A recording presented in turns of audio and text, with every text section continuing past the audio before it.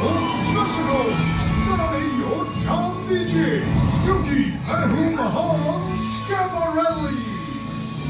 आ जाइए महिलाओं और सज्जनों, लड़कियों लड़कियों, क्या आपको एडवेंचर चाहिए?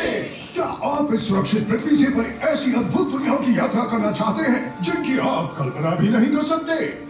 क्या आप चमत्कार, रोमांच और खतरों का देखना चाहते हैं और जानना चाहते हैं कि वहाँ ऊपर क्या है? आप में से कौन बहादुर मेरे साथ चलेगा महान सौरमंडल की साहसिक यात्रा?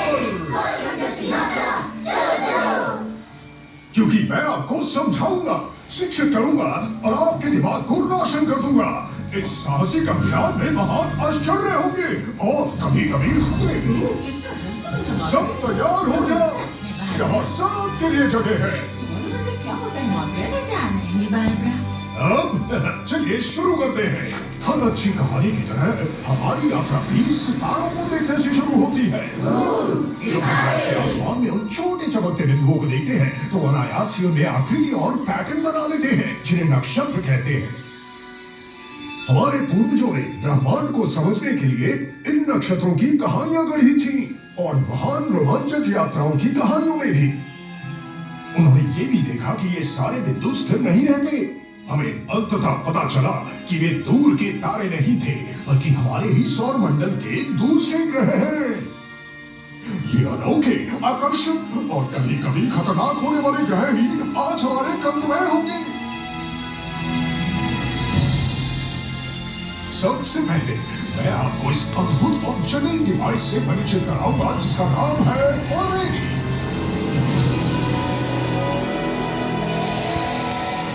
हमारे सौर मंडल के केंद्र में एक तारा है।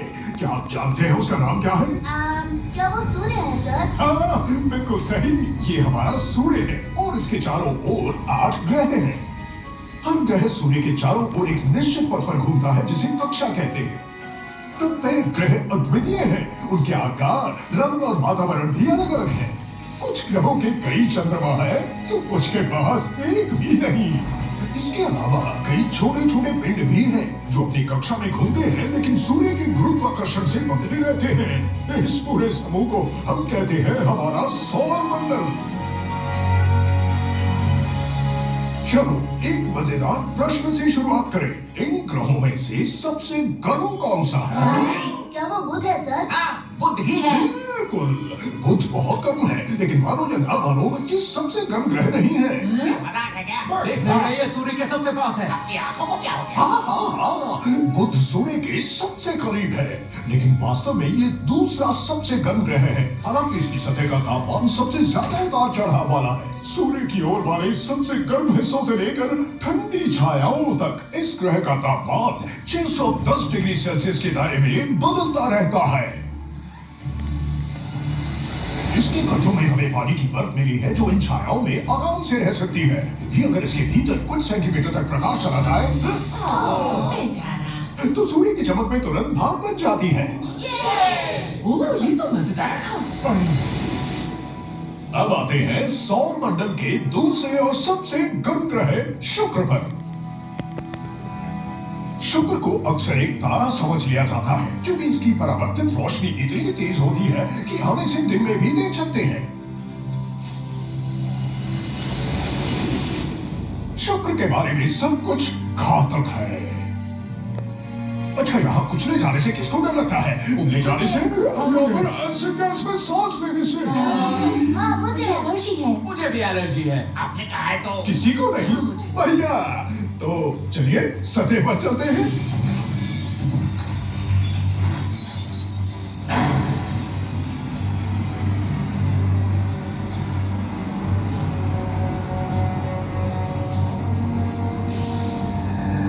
यहाँ के बादल सल्फ्यूरिक एसिड के बने हैं और यहाँ का वातावरण कार्बन डाइऑक्साइड से भरा है। यहाँ का वातावरण सूरज की गर्मी को रोक कर रखता है जिसे ग्रीन हाउस इफेक्ट कहते हैं। यही वजह है कि शुक्र सौर मंडल का सबसे गर्म ग्रह है। मुझे पता था। अब समझ में आया।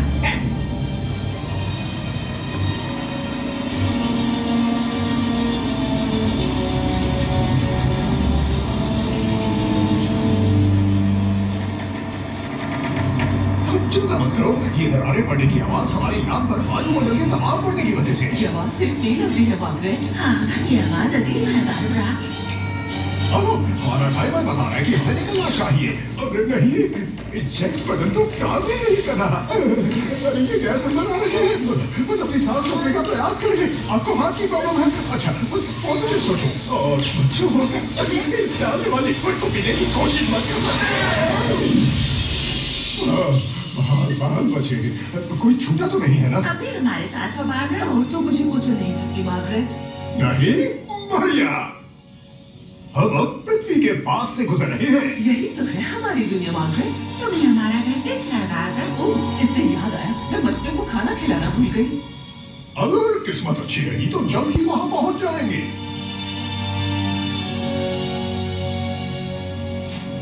हमारी अगली मंजिल एक पथरीला ग्रह है जो पृथ्वी के मुकाबले 1/3 आकार का है। इसका वातावरण भी पतला है जिसमें बहुत कम ऑक्सीजन है, लेकिन हमारे सांस लेने के लिए पर्याप्त नहीं है। ये लाल ग्रह है, मंगल। तो बताओ, मंगल पर सबसे खतरनाक चीज क्या हो सकती है? मुझे नहीं पता। नहीं, वहां लैंड करने की कोशिश करना सिंपल। मंगल ग्रह पर लैंड करना बहुत मुश्किल है और हमारे सफल होने की संभावना बहुत कम है। तो कौन कोशिश करना चाहेगा? चलो नीचे चले। धरती से कोई भी स्पेसक्राफ्ट मंगल की तरफ बहुत तेजी से बढ़ता है, इसलिए हमें 40,000 किलोमीटर प्रति घंटे की स्पीड से 0 की स्पीड बनाना होगा, जमीन से टकराने से बचने के लिए। हमारे पत्थर से उड़ जाएंगे। स्पीड कम करने का एक अच्छा तरीका है वायुमंडल का इस्तेमाल करना। हम तो खतरनाक हो जाएंगे। लेकिन मंगल का वायुमंडल बहुत पतला होता है, इसलिए ये हमें ज्यादा धीमा नहीं करता। तो हम पैराशूट का इस्तेमाल भी कर सकते हैं। इससे मदद मिली, लेकिन अब हम चक्कर खा रहे हैं और हम अपनी तेजी से गिर रहे हैं। चलो पैराशूट अटैच कर देते हैं। चिंता मत करो, ऑटो लैंडिंग मशीन एक्टिवेट हो गई है। हम सब पिचक रहे हैं। जी फोर्स की चिंता मत करो, थोड़ी देर में वापस अपनी शेप में आ जाओगे। अब हम स्थिर हैं, तो हमें एक अच्छी सतत लैंडिंग साइट चुनी होगी जहां बड़े पत्थर ना हो। वहां उस खड़ी चट्टान के किनारे जहां 7 किलोमीटर गहरी खाई है। स्काई ट्रेन डिप्लॉय करो।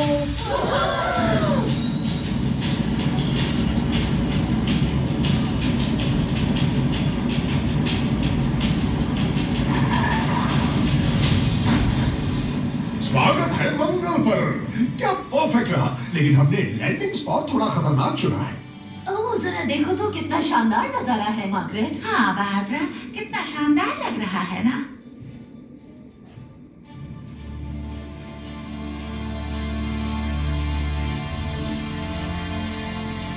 इस ग्रह का लाल रंग मिट्टी में मौजूद लोहे में जंग लगने की वजह से है।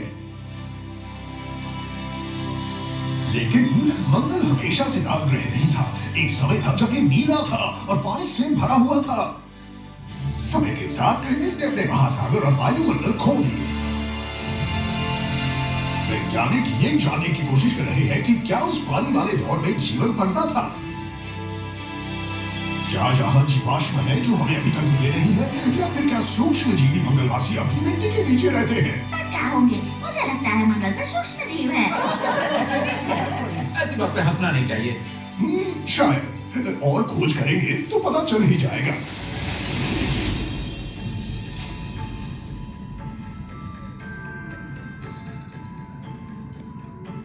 मंगल ग्रह के बाद एक क्षेत्र है जिसे क्षुद्र ग्रह नंद कहा जाता है, जहां लाखों चट्टानें हैं जो सौर मंडल के शुरुआती निर्माण के दौरान बची रह गई थी।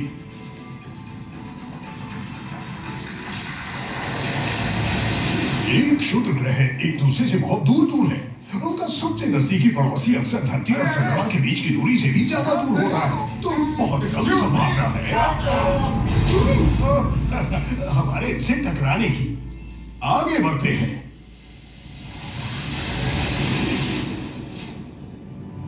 सूर्य से 5वां ग्रह है विशाल आकार का बृहस्पति, जो पूरे सौर मंडल का सबसे बड़ा ग्रह है। देखो, बाकी सब कितने छोटे लग रहे हैं इसके मुकाबले। कितने क्यूट है ना।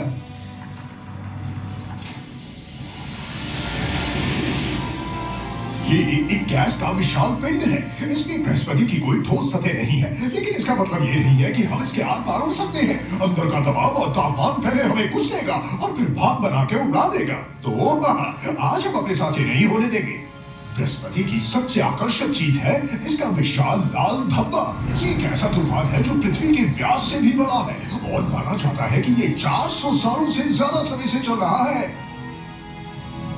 बृहस्पति के वातावरण की धारियां तेज हवाएं हैं जो रंगीन जमे हुए अणुओं को स्वादिष्ट से दिखने वाले भवन और पैटर्न बनाती हैं। आइसक्रीम। लेकिन बेवकूफ मत बनना, क्योंकि अंदर छिपा है भयानक खतरा।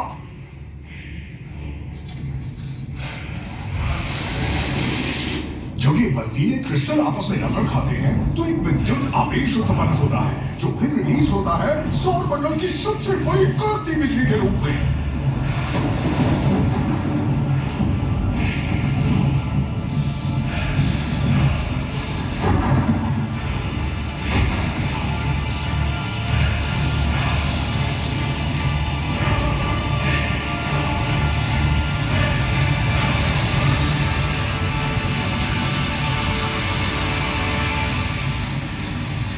ये तो थोड़ा आश्चर्यचकित करने वाला था मार्गरेट। हाँ, सच में काफी शॉकिंग था मार्गरेट। बृहस्पति एक छोटे सौर मंडल जैसा है। इसकी कक्षा में लगभग 100 चंद्रमा है। ये चंद्रमा छोटे बंजर चट्टानों से लेकर ज्वालामुखी रूप से सक्रिय आयो या फिर बर्फीले गैनीमीड और यूरोपा जैसे चंद्रमा भी हैं।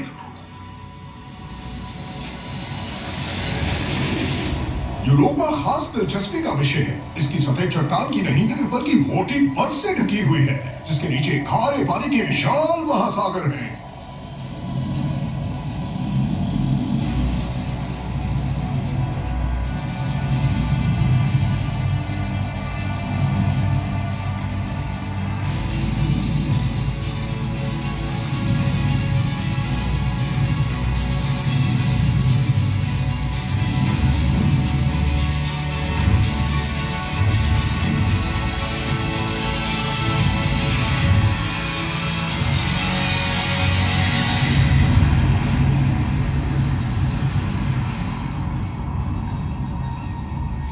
हमारी पृथ्वी के महासागरों में कुछ बैक्टीरिया गर्म पानी के झरनों से निकलने वाले रसायनों का उपयोग कर जीवित रहते हैं। संभव है कि यूरोपा पर भी इसी तरह की परिस्थितियां हो और हो सकता है कि वहां के महासागरों में सूक्ष्म एलियन जीवन मौजूद हो और शायद कुछ ऐसा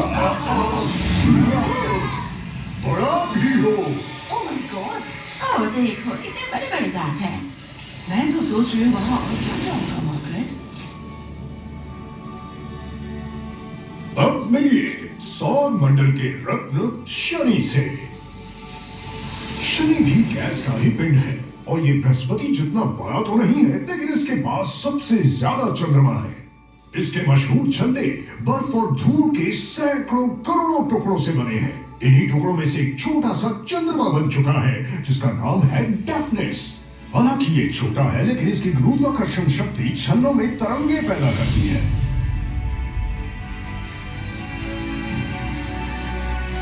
अब अपनी सुरक्षा बेल्ट कस लीजिए, हम इन छल्लों के बीच से निकलेंगे।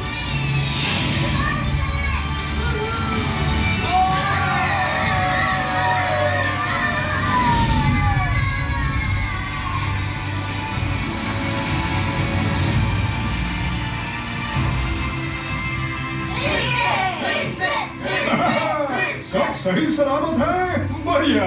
इससे तो हमारी सारी सुस्ती दूर होगी मार्गरेट। हाँ मार्गरेट। हमारे अगले ग्रह का नाम है यूरेनस। ये बर्फीला पिंड इतना दूर है कि सूर्य की रोशनी को यहाँ तक पहुँचने में 2 घंटे 40 मिनट लगते हैं। यूरेनस का एक खास गुण ये है कि ये अपनी करवट पर घूमता है और ये सौर मंडल का सबसे ठंडा ग्रह है। यूरेनस के वातावरण में जमी हुई अमोनिया, मीथेन और यहाँ तक कि पानी की बर्फ भी मौजूद है, लेकिन ये कोई आम बर्फ नहीं है, बिल्कुल भी नहीं।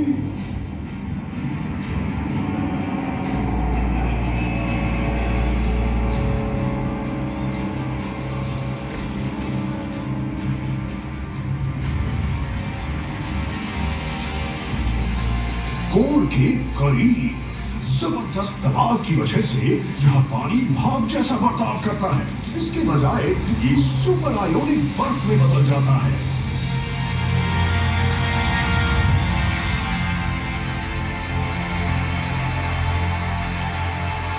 ये बर्फ काली है और धातु की तरह बिजली को प्रवाहित कर सकती है।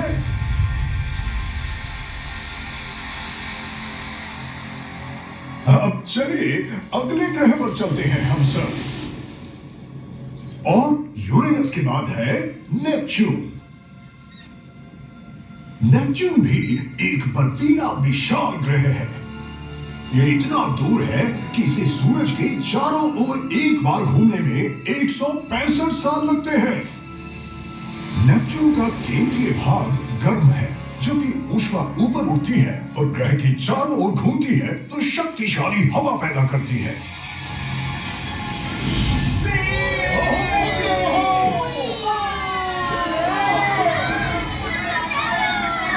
ये बादल पृथ्वी के बादलों से भी तेज है। नेपच्यून की हवाएं 2000 किलोमीटर प्रति घंटे की स्पीड से चल सकती है।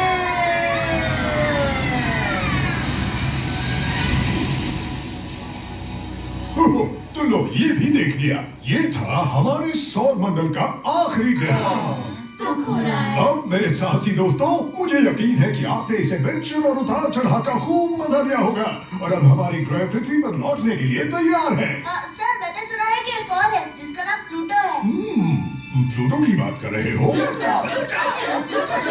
प्लूटो असल में ग्रह नहीं है और बाकी ग्रहों से बहुत अलग है क्योंकि इसकी सूर्य से दूरी बदलती रहती है। इसकी कक्षा इसे नेपच्यून से भी ज्यादा सूरज के पास ले आती है। और हाँ, अब प्लूटो को एक बौना ग्रह माना जाता है। प्लूटो का आकार हमारे चांद से छोटा है, लेकिन फिर भी इसका वायुमंडल है। ये पहाड़ चट्टानों से नहीं बल्कि बारीकी बर्फ से बने हैं और ये ग्रेनाइट की तरह सख्त हैं। मुझे सबसे दिलचस्प बात ये लगती है कि इस बर्फ का रंग लाल है। सर ये लाल क्यों है?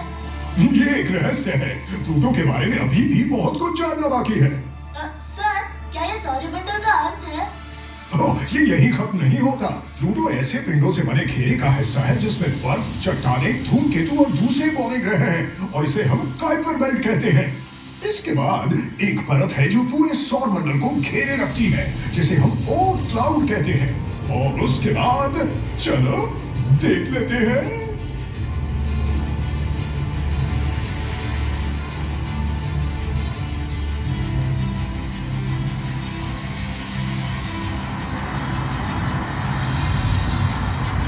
हमारा सौर मंडल एक गैलेक्सी का हिस्सा है जिसे हम मिल्की वे कहते हैं।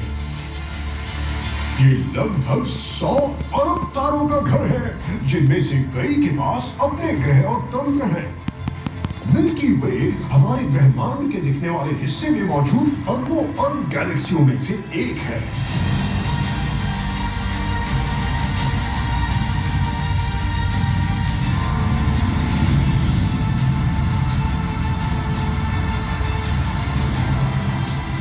तो अब हम हमारी साहसिक यात्रा के आखिरी गंतव्य की ओर जा रहे हैं और ये हमारे सौर मंडल के केंद्र में स्थित है।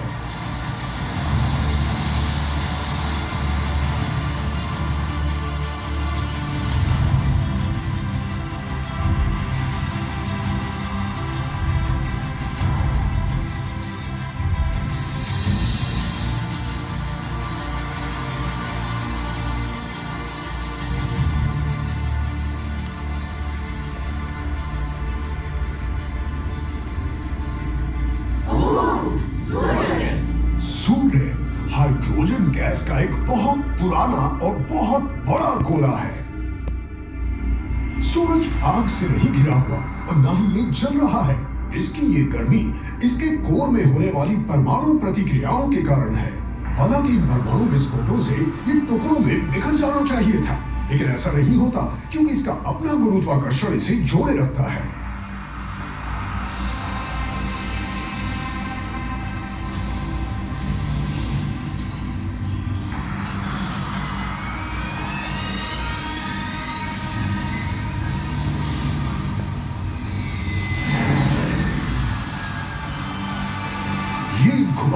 जैसी आकृतियां विद्युत आवेशित गैसों से बनी होती हैं, जिन्हें प्लाज्मा कहा जाता है। ये सतह से ब्लास्ट होती हैं, लेकिन फिर सूर्य का चुंबकीय क्षेत्र इन्हें इन घुमावदार रास्तों से खींच लेता है।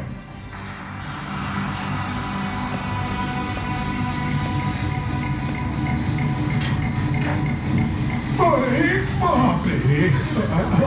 मुझे माफ करना सब लोग, लेकिन इकार्स की तरह हम सूर्य के बहुत करीब आ गए हैं और अब इसके गुरुत्वाकर्षण में फंस गए हैं। हमारे तो फ्रिस्बी चिप्स बन जाएंगे। लेकिन ये एक शानदार एडवेंचर रहा।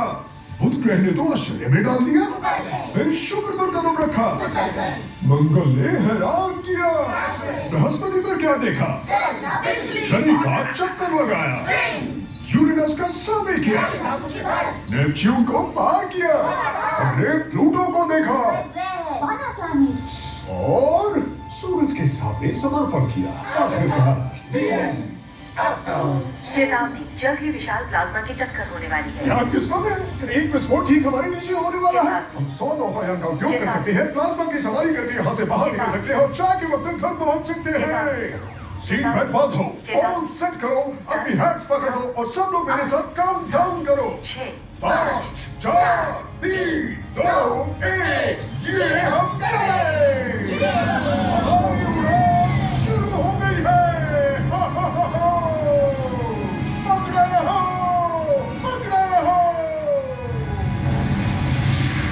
इन विस्फोटों को कोरोनल मास इजेक्शंस कहा जाता है, जो अरबों टन आवेशित पदार्थ को सौरमंडल की ओर फेंक देते हैं। इनके रास्ते में फंसना खतरनाक होता है, लेकिन खुशकिस्मती से हमारे एक ग्रह के पास इससे बचने के लिए एक मजबूत शील्ड है। इस ग्रह का जो चुंबकीय क्षेत्र है, ये अधिकांश खतरे को मोड़ देता है। इसकी याद दिलाने वाली इकलौती चीज है ध्रुवों पर बनने वाला शानदार ऑरोरा का दृश्य।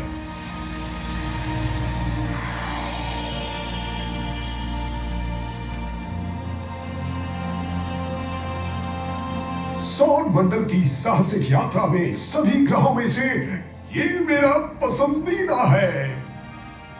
हमने कई अलग अलग और रोमांचक जगहों को देखा, लेकिन यह अजीब नीला ग्रह बिल्कुल सही आकार का है, सूरज से बिल्कुल सही दूरी पर है और जीवन के विकास के लिए यहाँ बिल्कुल सही परिस्थितियां हैं। हमारी अब तक की जानकारी में केवल यहीं पर जीवन है, जहां हम बाकी जीवों के साथ रहते हैं। ये अनूठा नाजुक ओएसिस हमारा घर, पृथ्वी ग्रह।